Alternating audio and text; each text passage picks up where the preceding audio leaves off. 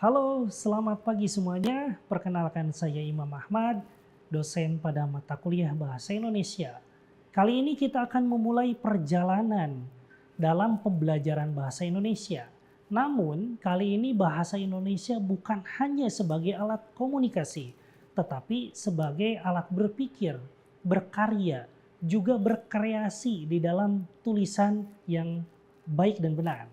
Nah, bahasa Indonesia adalah napas kehidupan. Bahasa adalah napas kehidupan kita sehari-hari. Dengan bahasa kita menyampaikan ide, membangun relasi, bahkan memengaruhi pandangan orang lain. Selanjutnya yang menarik, semakin kita menguasai bahasa yang baik, semakin luas pula jangkauan pengaruh dan karya yang dapat kita hasilkan. Kita akan mempelajari beberapa materi di dalam materi video kali ini, yaitu terdapat beberapa materi, yaitu mulai dari hakikat dan fungsi bahasa Indonesia. Kita akan memahami kedudukan bahasa Indonesia sebagai bahasa persatuan, bahasa negara, dan perannya dalam kehidupan bermasyarakat.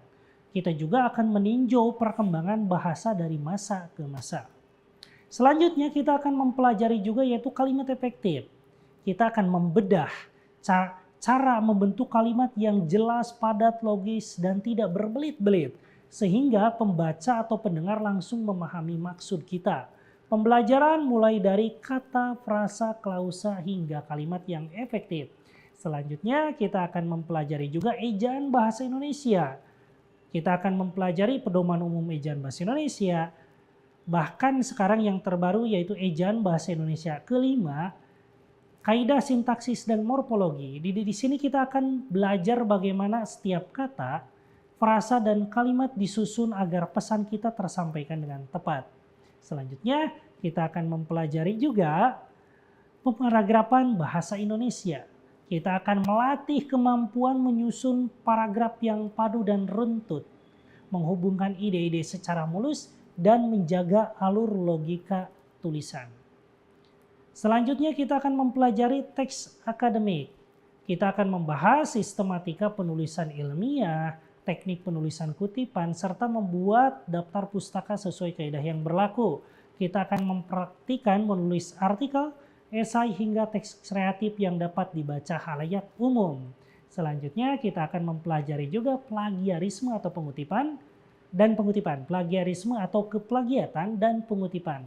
Kita akan memahami apa itu plagiarisme dan bagaimana pengutipan yang baik dan benar. Di dalamnya akan terdiri atas pembahasan sanksi plagiarisme, definisi, kutipan langsung dan tidak langsung.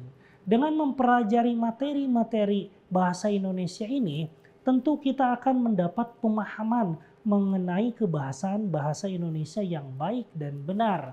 Dari itu, ketika kita sudah mempelajari ini, lalu mempraktikkan di dalam tulisan, tentunya ke depan kita akan mampu menulis bahasa Indonesia yang baik dan benar. Selamat belajar materi-materi bahasa Indonesia. Tadi dimulai hakikat dan fungsi bahasa Indonesia sampai ke dalam plagiarisme dan pengutipan. Terima kasih. Selamat belajar, selamat mengakses media pembelajaran kali ini, dan selamat belajar di mana saja. Terima kasih semuanya, salam sukses semua.